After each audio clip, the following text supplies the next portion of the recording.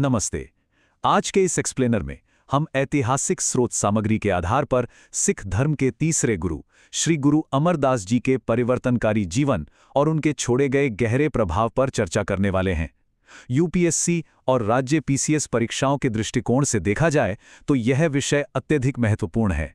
इसलिए हम सीधे उन ऐतिहासिक तथ्यों और सुधारों पर ध्यान केंद्रित करेंगे जो अक्सर परीक्षाओं में पूछे जाते हैं। चीजों को आसान और स्पष्ट रखने के लिए आज की इस अध्ययन सामग्री को 5 प्रमुख विषयों में बांटा गया है। पहला, तीसरे सिख गुरु का परिचय। दूसरा, मंजी और पीरी प्रथा। तीसरा, लंगर व सामाजिक सुधार। चौथा, सम्राट अकबर के साथ उनके संबंध। और अंत में 5वां, विरासत और साहित्य। तो चलिए बिना किसी देरी के पहले खंड की ओर बढ़ते हैं, तीसरे सिख गुरु। एक बहुत ही दिलचस्प तथ्य से शुरुआत करते हैं। वर्ष 1479 में बासरके में जन्मे गुरु अमरदास जी ने 73 वर्ष की आयु में गुरुपद की विशाल जिम्मेदारी संभाली थी। जी हां, 73 वर्ष की उम्र में। वर्ष 1552 में गुरु अंगद देव जी के बाद वे तीसरे गुरु बने और 1574 में ज्योति ज्योत समाने तक उन्होंने सिख समुदाय का मार्गदर्शन किया। परीक्षा के लिए ये 1552 का वर्ष और गुरुपद ग्रहण करते समय उनकी आयु दोनों ही काफी महत्वपूर्ण तथ्य हैं। इतिहास में उनका एक और बड़ा योगदान गोइंदवाल साहिब की स्थापना है। ये कोई आम जगह नहीं थी। ये दिल्ली और लाहौर को जोड़ने वाले राजमार्ग पर एक प्रमुख पारगमन बिंदु था और यहीं पर 84 सीढ़ियों वाली ऐतिहासिक बावली का निर्माण किया गया, जो सिख धर्म का बिल्कुल पहला प्रमुख तीर्थ स्थल बन गई। अब आगे बढ़ते हैं हमारे दूसरे खंड पर, मंजी और पीरी प्रथा।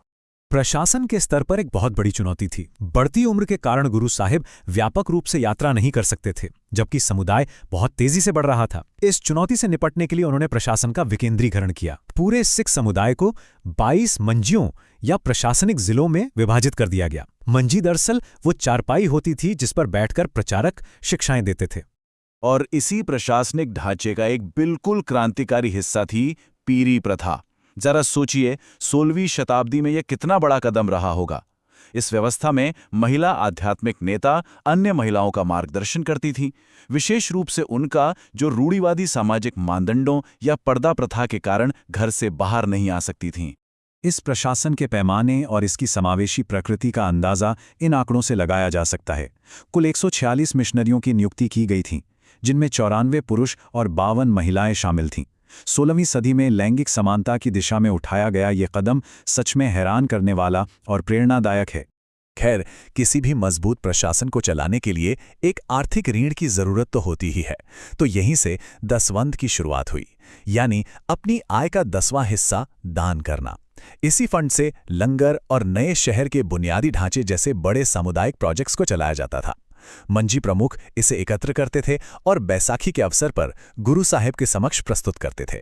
चलिए अब तीसरे खंड पर आते हैं, लंगर और सामाजिक सुधार। अगर 16वीं सदी के रूढ़िवादी समाज को देखा जाए तो महिलाओं की स्थिति काफी दयनीय थी, लेकिन गुरु साहिब ने जो समाधान निकाले वे बेहद प्रगतिशील थे।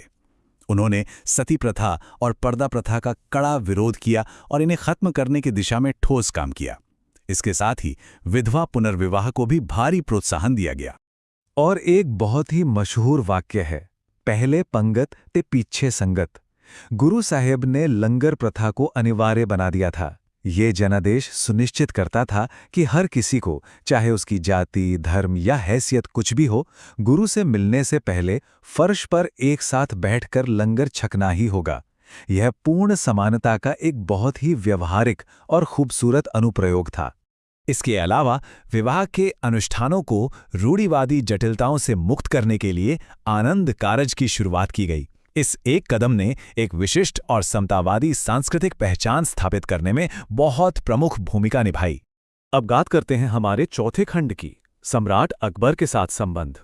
उस युग की कूटनीतिक सफलताएं ऐतिहासिक रूप से बहुत मायने रखती हैं। जब मुगल सम्राट अकबर गुरु साहिब से मिलने आए तो उन्होंने भी आम लोगों के साथ पंगत में बैठकर लंगर छका था। ये अपने आप में एक बहुत बड़ी बात थी। गुरु साहिब के प्रभाव में आकर अकबर ने गैर मुस्लिम तीर्थयात्रियों पर लगने वाले कर को भी हटा दिया था। ये एक सहिष्णु और सम्मानजनक रिश्ते का बेहतरीन उदाहरण था। और ये सम्मानजनक संबंध भविष्य के विकास का बहुत बड़ा मार्ग प्रशस्त करने वाला था। लंगर प्रथा से प्रभावित होकर अकबर ने गुरु साहिब की बेटी बीबी भानी जी के नाम पर 84 गांवों की जमीन दान कर दी। इतिहास गवाह है कि यही वो जमीन थी जिस पर बाद में चौथे गुरु श्री गुरु रामदास जी के नेतृत्व में पवित्र शहर अमृतसर की स्थापना हुई। और अब आते हैं हमारे आखिरी 5वें खंड पर, विरासत और साहित्य। साहित्यिक और परीक्षा के दृष्टिकोण से आनंद साहिब की रचना एक अत्यंत महत्वपूर्ण तथ्य है। गुरु साहिब ने 17 रागों में 869 छंदों की रचना की थी। इन सभी अमूल्य रचनाओं को बाद में 5वें गुरु श्री गुरु अर्जन देव जी द्वारा श्री गुरु ग्रंथ साहिब जी में शामिल किया गया। अगर हम रिवीजन की बात करें तो प्रारंभिक परीक्षाओं में अक्सर पहले 5 गुरुओं और उनके विशिष्ट योगदानों के बीच मिलान करने वाले प्रश्न बनते हैं, जैसे गुरुमुखी लिपि का आविष्कार, अमृतसर की स्थापना या आदि ग्रंथ का संकलन। इन सभी का इस तरह से कालानुक्रमिक अध्ययन करना परीक्षा के लिए अत्यंत उपयोगी साबित होता है। इस एक्सप्लेनर को खत्म करते हुए एक बहुत ही गहरा सवाल सामने आता है। जरा सोचिए, 16वीं शताब्दी में लैंगिक समानता, जाति व्यवस्था के विरोध और सामाजिक न्याय को लेकर किए गए ये ऐतिहासिक सुधार आज के हमारे आधुनिक समाज में समानता की नींव के रूप में कितने अधिक प्रासंगिक हैं। स्रोत सामग्री का हमारा आज का यह विश्लेषण यहीं समाप्त होता है।